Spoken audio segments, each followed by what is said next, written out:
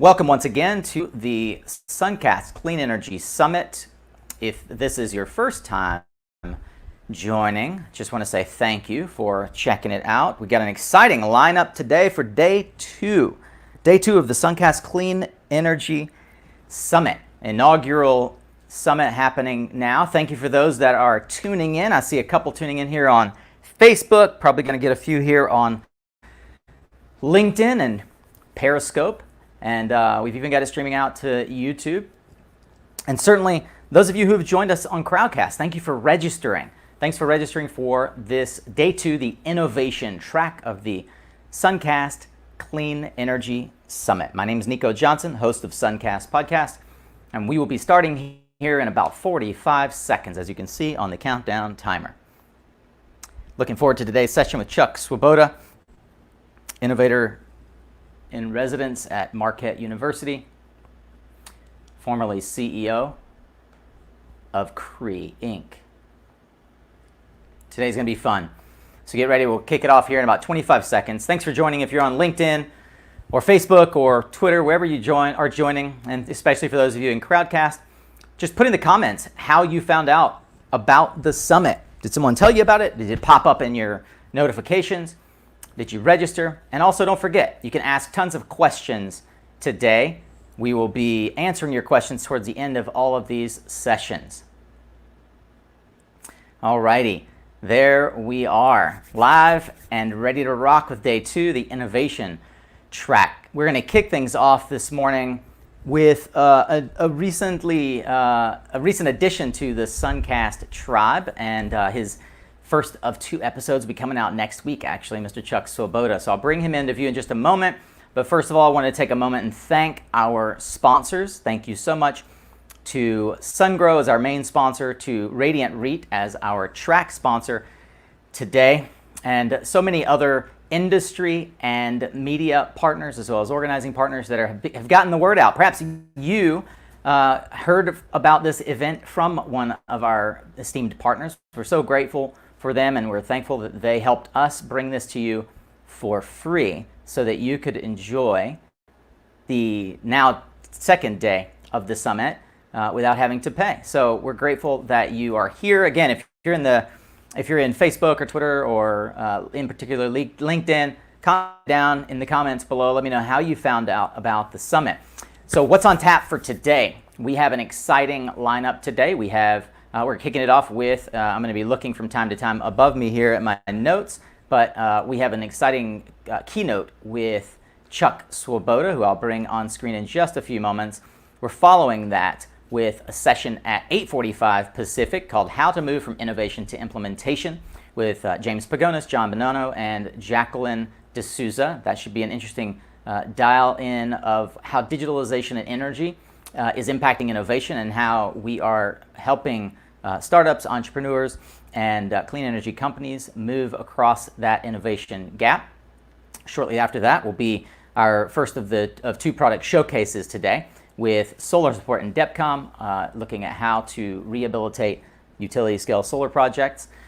At 10 a.m. Pacific, we have our fourth session of the day, Managing Through the Economic Downturn. That one's going to be a real fun dive into innovative new business models and insights from the last recession from Mona Dejani of Pillsbury, Jim Spano of Radiant REIT, and Josh Beck of BCI Technology Investments. We will follow that with a session on unlocking efficient tax equity for small and medium commercial solar projects with our friends from Energetic Insurance. And at 11:30, we have a session with SolarGraph on how to do remote solar sales. It's another of our product showcases. And then we'll wrap out the day with two sessions that I expect that you'll want to join. NREL is going to be talking with us on how NREL and the Department of Energy are spurring innovation and supporting generating new innovative ideas and bringing products to market.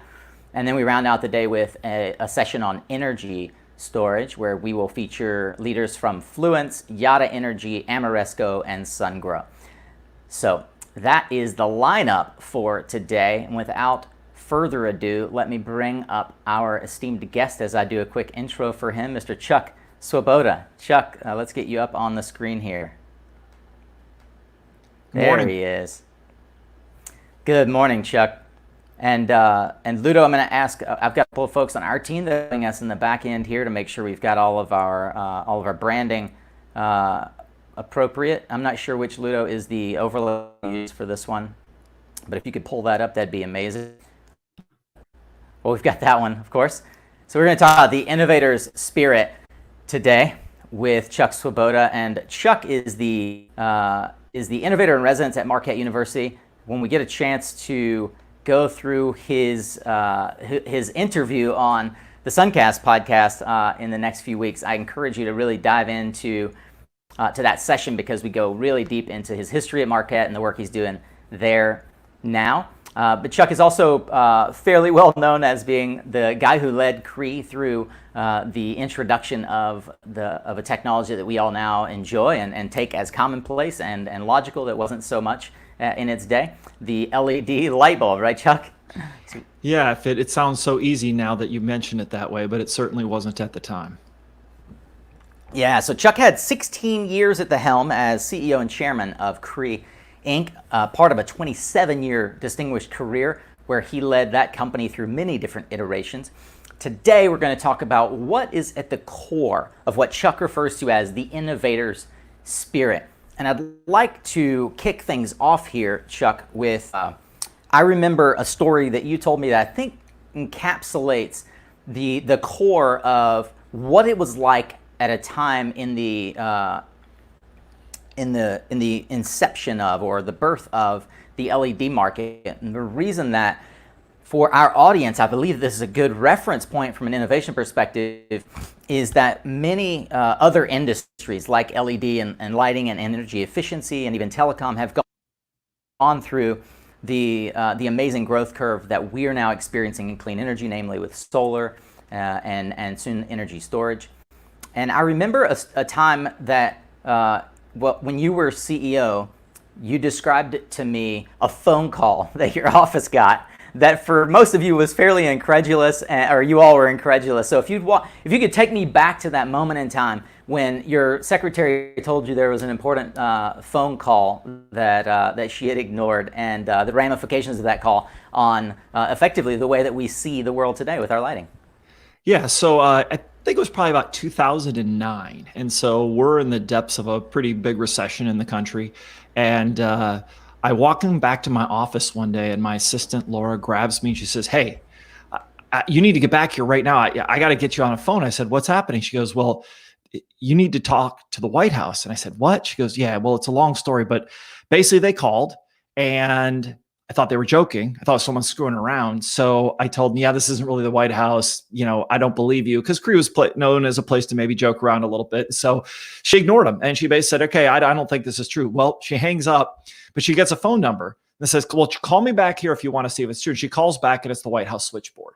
And she's like, "Oh, shit. Now I got to really figure this out." So she's scrambling around. She finds me. I get in my office and I get invited by the president, Obama at the time, to come to Washington to meet with a small group of CEOs to talk about green technology and how this technology could be used to hopefully help lead the country out of the recession. And so, that was the start of it. So I a couple days later, I said, obviously you get invited by the president to go to the White House. I wasn't going to say no. So I jumped on a plane, went to Washington. And I remember walking in to the White House, and we're standing in the Roosevelt room waiting for President Obama to join us. And I'm standing there with a variety of other CEOs and Stephen Chu, who at the time is Secretary of Energy.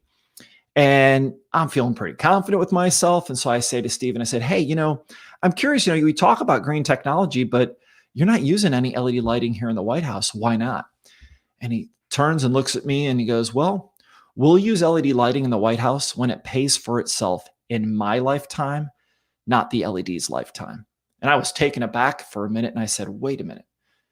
Wow. Oh, he's making a really good point." His point is that it's great technology, but it doesn't pay for itself. And if it doesn't pay for itself, we're not going to drive this market. So I literally took that comment that day. And I remember on the way home, I wrote it down on a piece of paper and it hung on my wall for the next several years. And I use it as a reminder to say that, it's great to make technology that saves energy and it's good for the environment. But at the end of the day, if the math doesn't work, the market's not going to move. And so we use that, or I use that as kind of a personal motivator for years to push ourselves to take the technology to where it would pay for itself. And originally the goal was, if we could get LED lighting to pay for itself in a year, we thought that was like an incredible milestone. That was like our stretch goal. And, obviously since then it's gone far past that, but it was an incredible moment. By the way, meeting with the president, having that conversation was equally cool. But the moment that I took away was literally being challenged by Stephen Chu. And it's always good to have a Nobel Prize winner tell you that you don't know what you're talking about.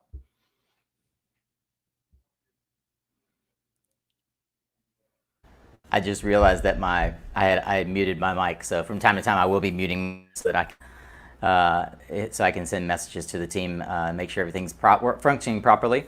Wow, Stephen Chu laid down the gauntlet for you, Chuck, and that was what year was this again? This was 2009. 2009. The thing that stuck out for me was how, as a technology company, there are two things that I think were non-obvious as I was learning the story of how Cree brought the first commercial-ready LEDs to market. The first is that Cree, as a technology company, most of us, dare I say all of us, kind of recognize Cree as a lighting company, as an LED bulb company, in fact, because we all have that experience with kind of walking into Home Depot or Lowe's and seeing this massive shelf space of Cree light bulbs. Certainly back in the day, as light bulbs were being introduced into the market, GE and Philips and all the major name brands finally realizing that it was possible. But my understanding is that's not actually what Cree as a company was created for. Could you help the audience really understand why LED lighting as a category wasn't really on the roadmap for Cree? Yeah, so Cree was originally founded as a material science company. So the original technology was developed at NC State. And in 1987, when the founders spun out, they had this idea that they were going to take this new material system called silicon carbide and they were going to commercialize it. Now, when they did this, people knew that theoretically silicon carbide could do these amazing things, but no one really thought it would ever be commercially viable. So that's kind of the genesis. When I joined in 1993, the first product is a blue LED.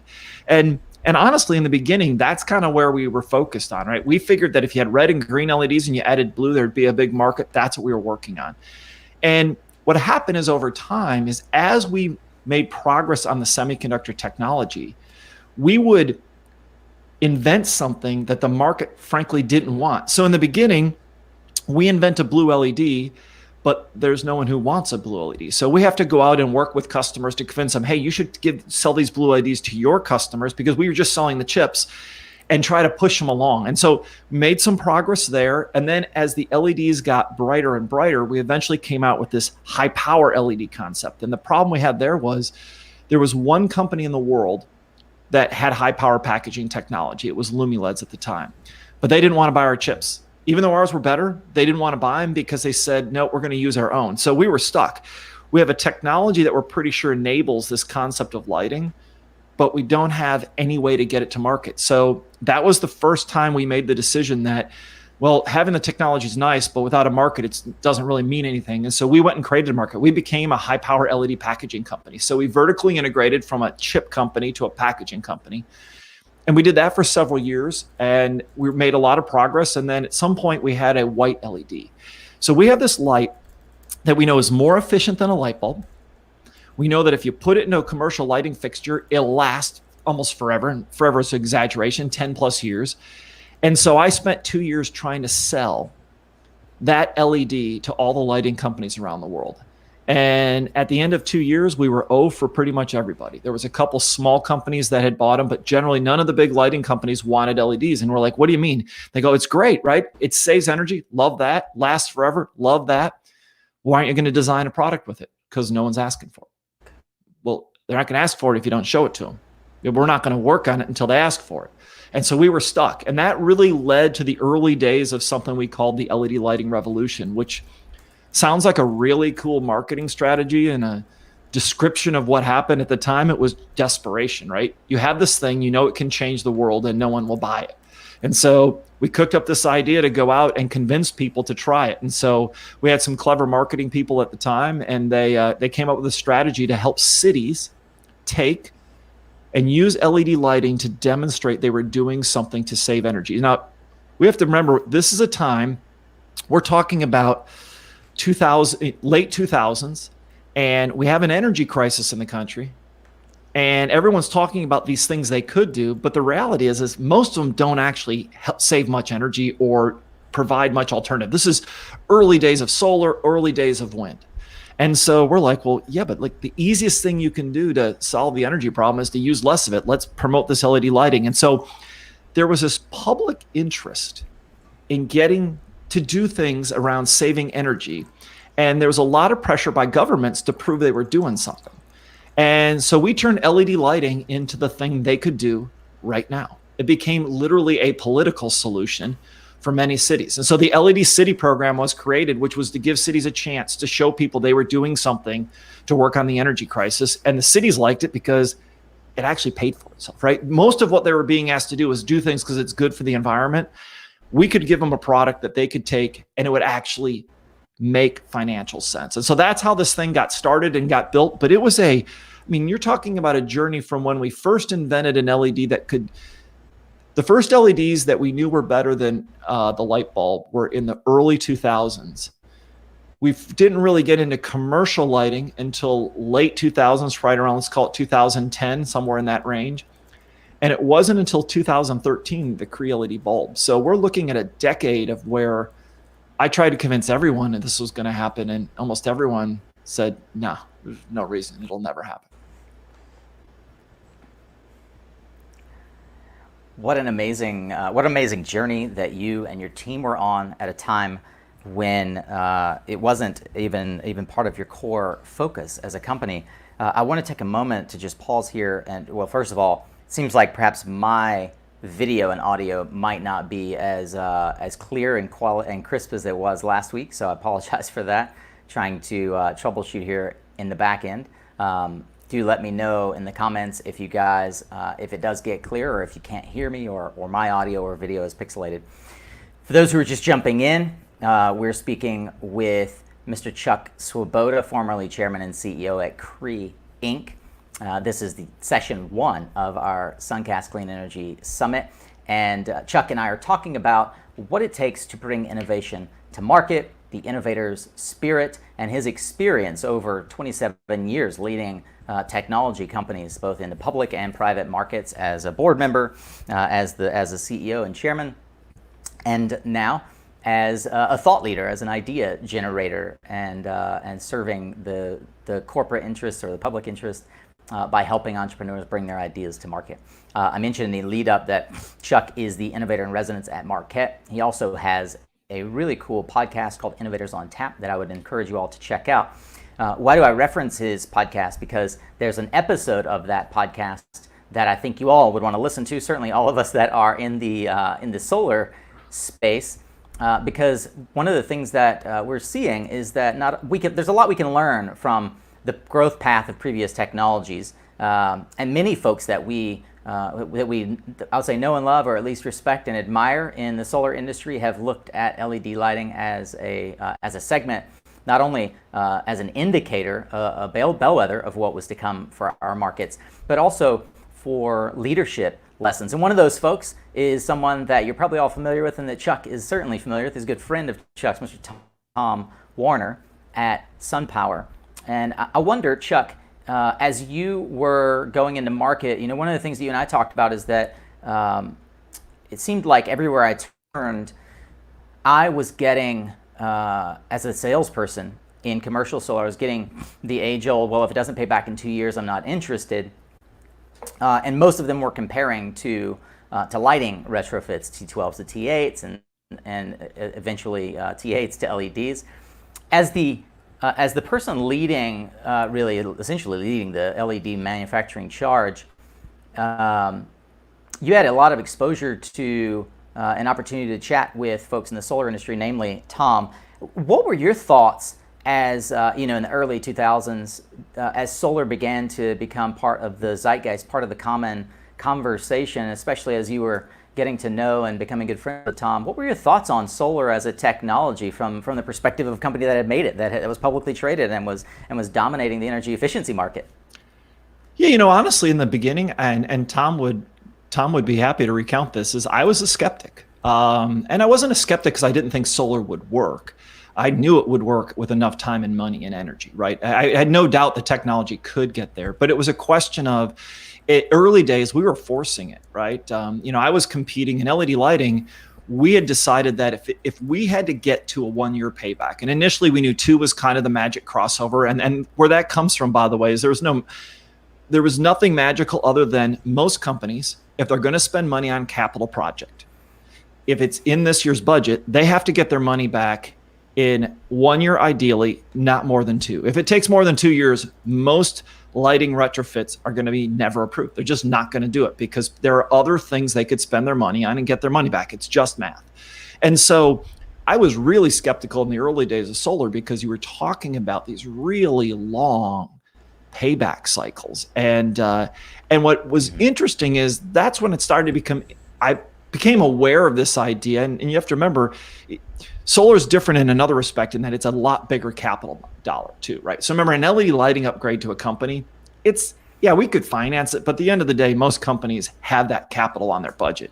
You want to do a large solar project, it's a lot of capital. So there is a difference between the two, but kind of the thing we learned from solar and realized early on is the math was all about, can you finance it, right? And in fact, financing solar and a company's decision to put in LED lighting, they're the same problem, right? If I spend my capital, can I get a return in a reasonable period of time? And what financing does is it solves that problem for the company, right? It basically says the financing company is essentially doing the arbitrage on that thing. And so it was very interesting in the early days to watch how solar first started to bring this concept of finance projects in to make the math work, because there was almost no private enterprise on its own that was going to say, yeah, I'll take a 9-year payback on something. And so I was a skeptic. That being said, obviously the industry's come a long way today. And this is what Tom and I discussed is today, if you were going to build a new utility grade project, solar is probably the cheapest thing you can do, at least in the United States and in certain other countries. And I think that's just an amazing transition. That being said, it's also one of the reasons why the industry is so tough, because all the R&D dollars that went into making it that cheap, there hasn't been a big return on them because of huge amounts of capacity and other things. So I think it's been a really challenging, we've got to the goal, but we created an industry that financially it's definitely tougher than what anyone thought when Tom and I were talking about it 15 years ago. And I think now it's really at a crossroads is what's next. I mean, in LED lighting, I spent a decade trying to convince people they should believe LED lighting is going to get there. And we got really good at selling that story. But then at some point, everyone believes you. And when everyone believes you, your business problem changes. And I think that's really where solar is at today is that maybe not everyone, but a large percentage of people are starting to believe, okay, this makes sense, we're going to do it, which means now the competitive dynamic has to shift to not why you should do it, but why you should pick my version versus someone else's. Yeah, it's a really dynamic shift, not only for our market, but for clean energy broadly, especially when we think of clean energy as more than just generation technology. I think that we're starting to see a shift in the mindset of what is clean energy, especially with folks trying to differentiate between clean energy and clean tech. So I see that energy efficiency is kind of the tip of the spear. Obviously, it's kind of almost that reduce, reuse, recycle mentality. How do we reduce the overall consumption to hit our climate change goals, to hit our CO2 reduction goals? A big piece of the conversation around clean energy that I see as well now is how do we overall reduce one of the biggest factors contributing to climate change, electric vehicles, taking over for fossil fuel as a propulsion technology, as a way to move people around. As leaders of companies that are trying to figure out how to cross that innovation gap, how do you encourage now, as a board member, folks who are leading these companies through this sort of the innovator's dilemma, and how to get from idea and inception of a charge to where we're at now in solar? We have the luxury that we are now the cost leader, and we have to start integrating new sales and marketing techniques for me, it kind of parallels the way that at Cree, you all got to the point where I believe, if I'm not mistaken, like Home Depot was saying, hey, we'd really like you to lower your pricing. We run into this sort of the dog catching the tire scenario, right? Where all of a sudden you've got to differentiate yourself from your competitors. You start to look more like a commodity. It's no longer innovative in and of itself. What advice do you give to leaders of these companies that are working within that construct? I think first you got to decide on what level do you want to compete. So if you built your company around innovation and you want to continue to innovate, then what you got to recognize is you got to find the next thing. It's not it is not about optimizing and iterating from where we're at today. If you're in the innovation business, you got to figure out where we're going next. And so it's kind of a discontinuous approach. You may have built a company that's really good at making, the most cost-effective solar products today. Then you actually have a different strategy. And so the first thing I always tell people is innovation and the needs of the company, they need to be aligned, right? You can't say, I'm going to be the best managed company and we're going to do a bunch of innovation at the same time. Those two things don't go together. What made these companies and what made Cree great at innovation was we were all in to find the next thing. And so I think what you got to recognize is there's this pivot. You either have to choose to become great managed companies and compete on cost and the most efficient delivery of sales and marketing, or you have to decide, hey, I want to solve this problem a completely different way. And you have to step back and look at the market and realize you're not a solar energy company. You're in the business of solving people's energy problems. What is that problem? And now what is that problem going to look like in the future? For us, I'll give you a very low-tech example. So we get Home Depot, we become the largest supplier of LED light bulbs at Home Depot. The business is going great, grows every year for the first 2 or 3 years. And Home Depot is a very interesting partner. They're great at giving you visibility, and they're really good at making sure that you don't make a lot of money selling your products. So we're scaling up and we're making these investments and the volume's going up. There's really not many profits going up. And they're pushing us to come out with a lower and lower cost product. And at some point they said, look, if you don't come out with a lower cost product, we're going to source our own version of that product in Asia as a house brand, and it's going to become the volume leader, and you will lose that position. Are you sure you want to do that? And at first we were going to make a low cost version. And instead we sat down and we did something that became, I think anyone can apply this, is stop where you're at today and ask yourself, where is the market going to be in 5 years?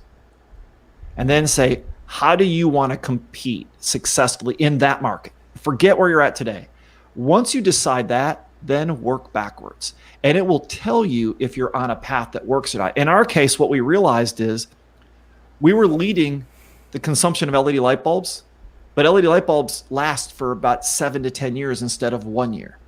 So once everyone bought LED lighting, they were going to buy it on a quantity basis on a much lower rate. We were essentially going to cut the market and buy it was going to be 1/7 as big as it used to be once everyone had bought their first LED light bulbs.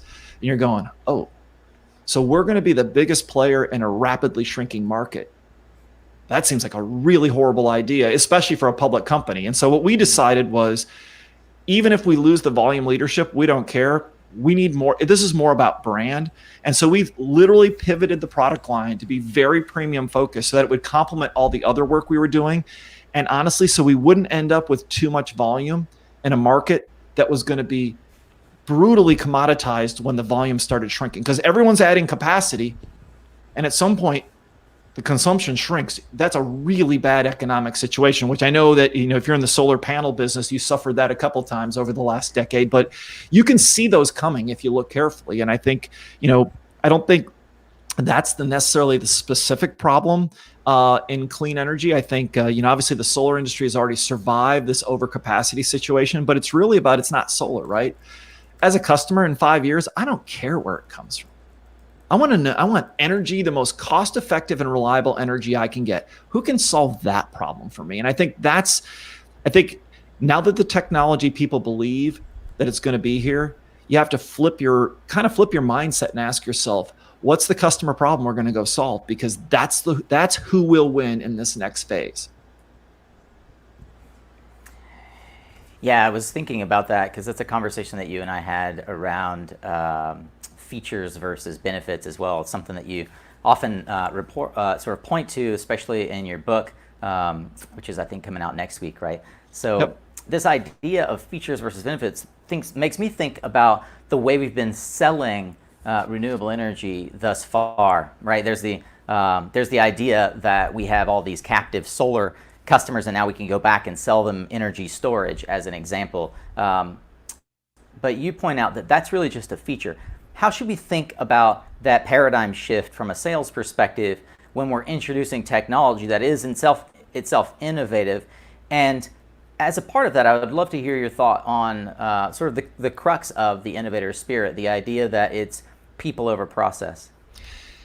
Yeah, so let me give you a quick analogy on the first part, and then I'll come back to the people versus process. So for us, the aha was this. So when we decided to make the Cree LED bulb, it was a strategy to get people to embrace LED lighting.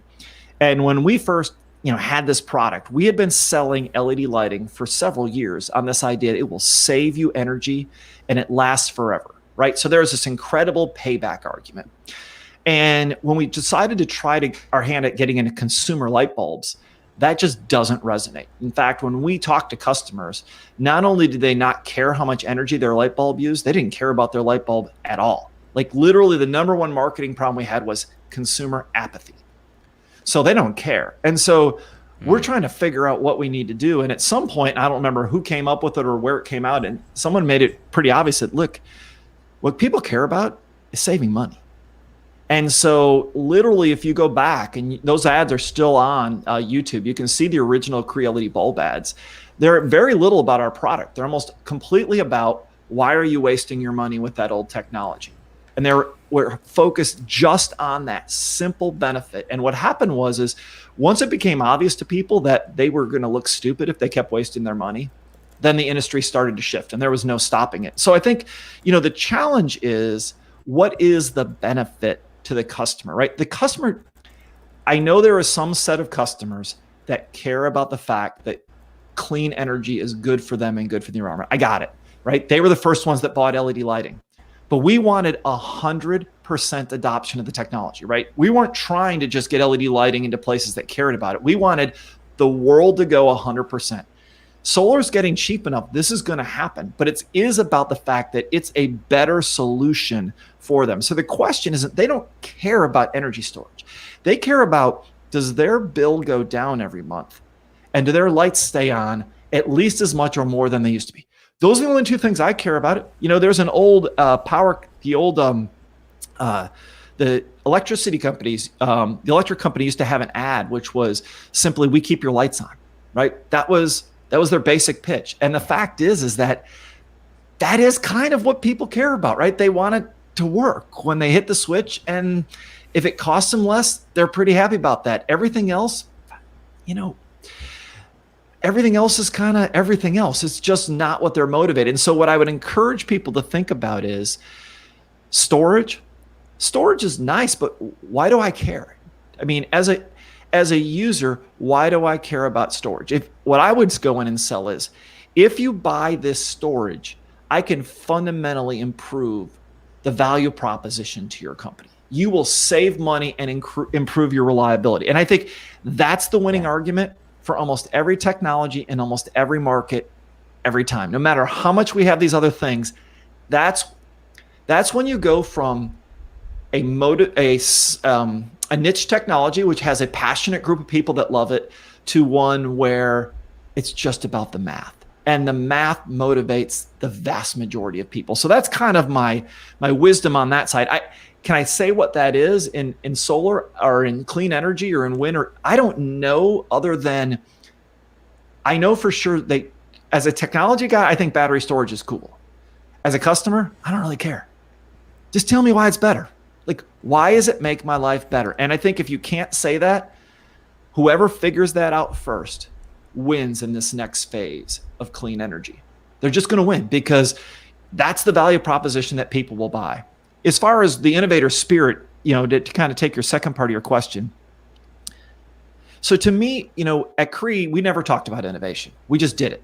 It was not something that was like, hey, let's think about this process. It was really just about the people. And so we built a company and a culture around this mindset of innovation. And I think it's important to keep that in mind for companies that today have matured and they're asking themselves, what do they want to be in the future? As we matured, we became less innovative. We brought in people that were way better at running the business, at managing things, delivering quarterly results, which, by the way, is what the owners of the company wanted.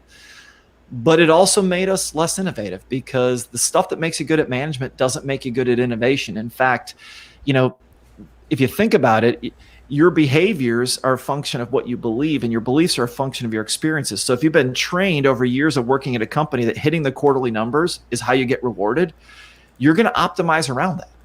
And I got to tell you, if you're going to pursue innovation and take big bets, you will miss some quarterly numbers. I did it a lot. I somehow survived it for 65 earnings calls, but there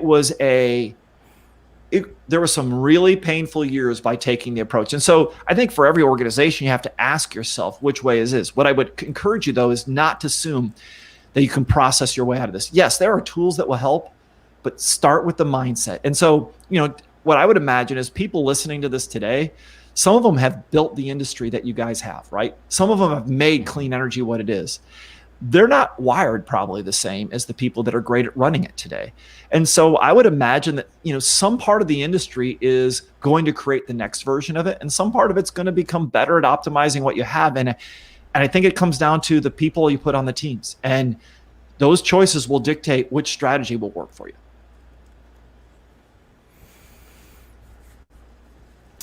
Well, it is an exciting time, and again, I want to apologize. It seems that my video still hasn't cleared up for most of you.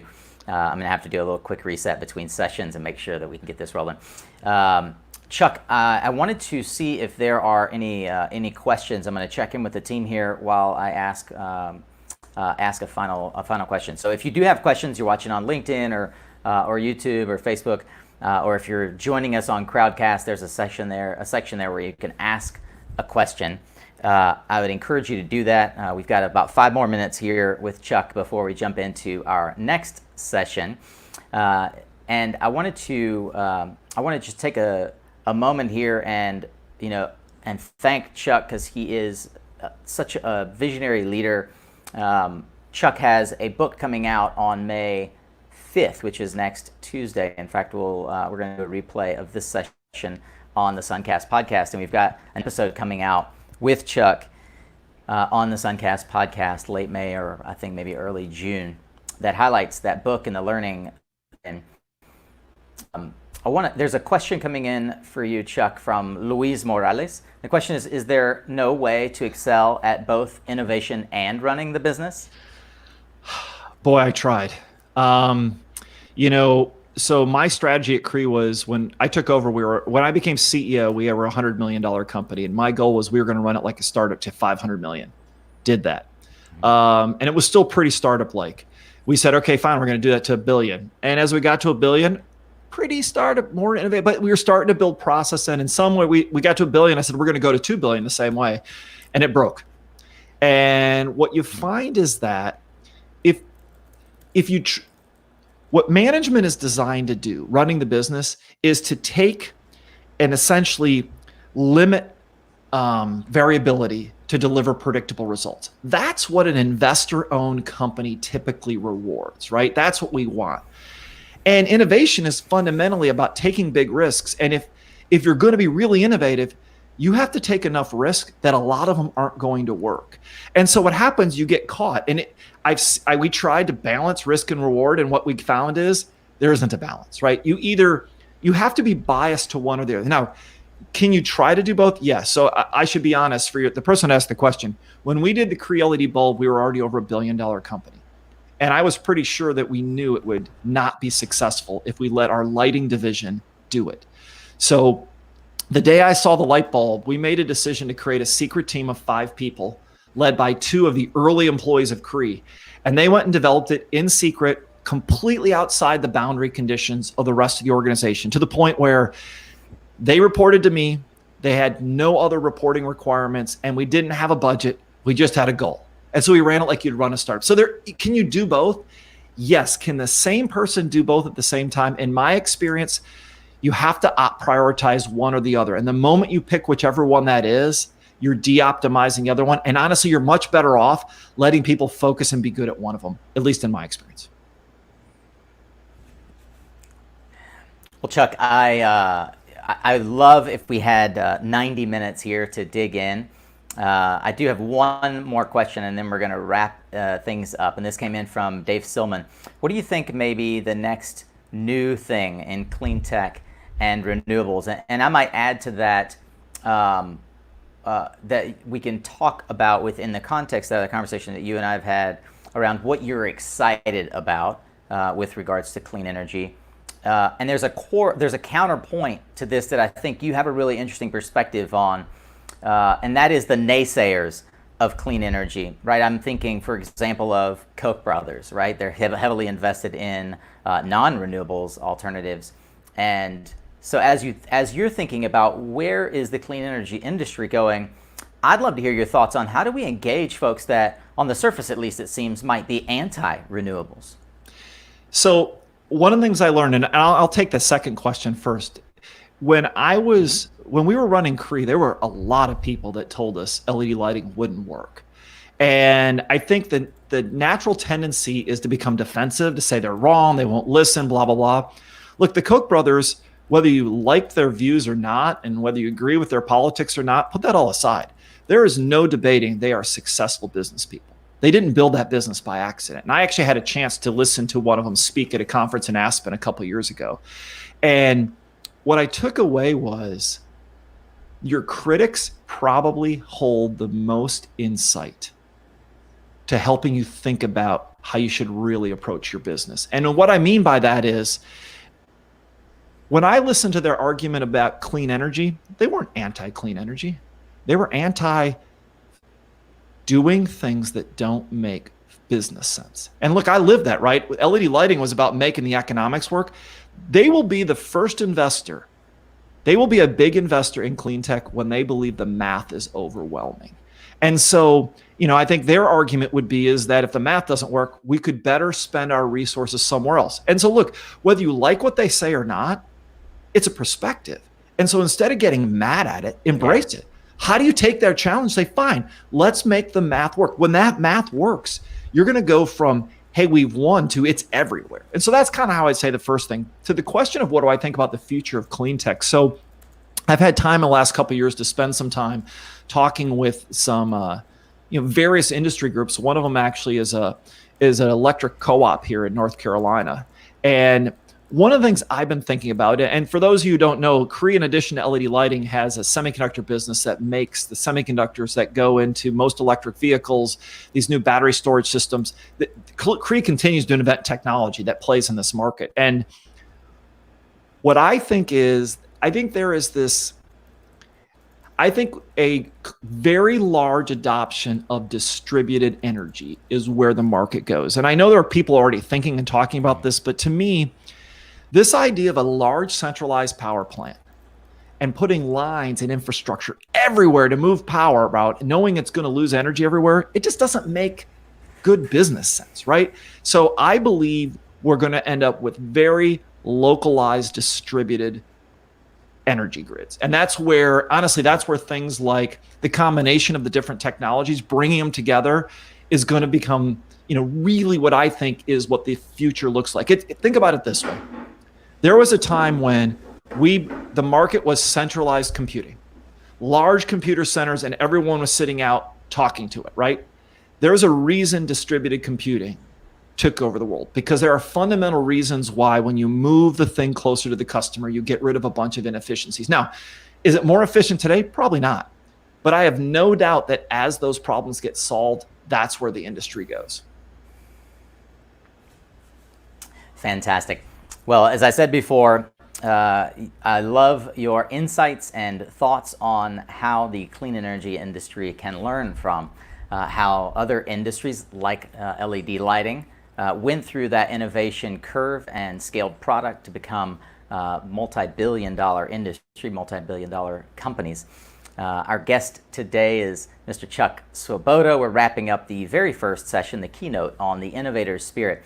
If you missed the beginning, Chuck Swoboda is the former chairman and CEO of Cree Incorporated. He took that company from $6 million in revenue to over $1.6 billion as they effectively started the LED lighting revolution.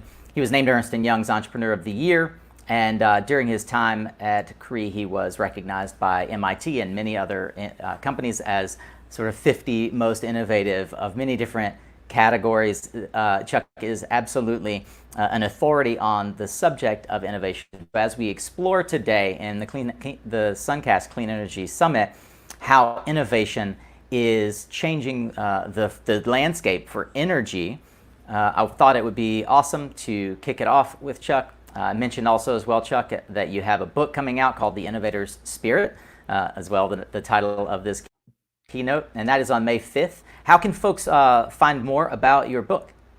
So the book's available today. Actually, it's already started shipping early on Amazon and Barnes & Noble. But if you want to find out more about the book and the other things I'm working on, check out my website at chuckswoboda.com. And I would encourage everyone, if you get a chance, to listen to the podcast. I think this group will really like the Tom Werner episode. But what I would encourage you is to listen to some of the ones from other industries. Because while Tom can give you a perspective you can relate to directly, the point is that innovation is a mindset. And listening to how a 93-year-old insurance business is thinking about innovation on the American Family episode, you talk about someone who's having to rethink their business after they've had success. It's just, to me, it really starts to give us some of these ideas. And to the person that asked the question, can you do both? American Family's trying to be innovative and respect what got them there. And they're living in the tension. And so I think there's lessons to be learned from everyone, and I would encourage people to keep listening and keep learning. Fantastic. Well, Chuck, thank you for your time. We're going to say bye-bye, and I'll just have a couple of wrap-up comments before we jump over to our next session. We'll see you on the interwebs. Good luck with the books, with the book's success. I'm sure it will be, and look forward to hearing even more episodes on Innovators on Tap. Thanks, Chuck Swoboda, for joining us today. And I wanted to say another thank you to our track sponsor, Radiant REIT. Radiant REIT is the first ever investment trust to bring mortgage REITs to the solar energy market, offering developers a lower cost of capital and comprehensive financing that matches the operational life of a project. Radiant REIT's approach delivers the benefits of healthy balance sheets and self-ownership, and you can learn more at radiantreit.com. We are jumping over now to the next session, How to Move Innovation to Implementation, with John Bonanno, Jacqueline D'Souza, and James Pagonis. I'm going to run for now. Thank you so much for being in here, and hope to see you the rest of the day. If you've missed if you've missed this up till now, you can check out the whole lineup at suncastsummit.com. Bye for now. Head over to the next session. We'll see you